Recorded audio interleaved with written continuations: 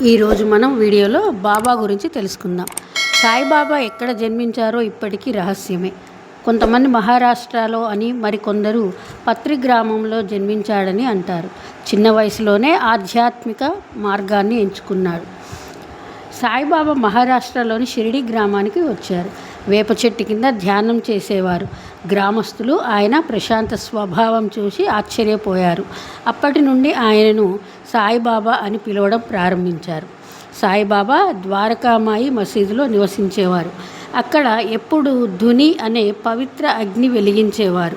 ఆ ఊదిని భక్తులకు ఇచ్చి కష్టాలను తొలగించేవారు. పేదలకు అన్నదానం చేయడం, భక్తులకు ధైర్యం చెప్పడం ఆయన స్వభావం. సాయిబాబా ఎన్నో మహిమలు చూపించారు అని భక్తులు నమ్ముతారు. రోగులను నయం చేయడం, కష్టాల్లో ఉన్నవారికి సహాయం చేసేవాడు. ఆయన దేవునిపై విశ్వాసం ఉంచండి అని చెప్పేవారు.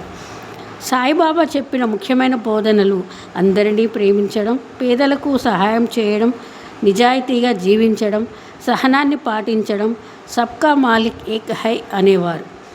సాయిబాబా 1918 సంవత్సరంలో మహాసమాధి అయ్యారు.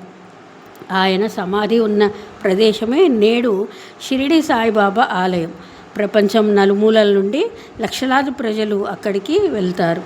బాబా చెప్పిన ఎన్నో మాటల్ని శ్రద్ధగా వినేవారు.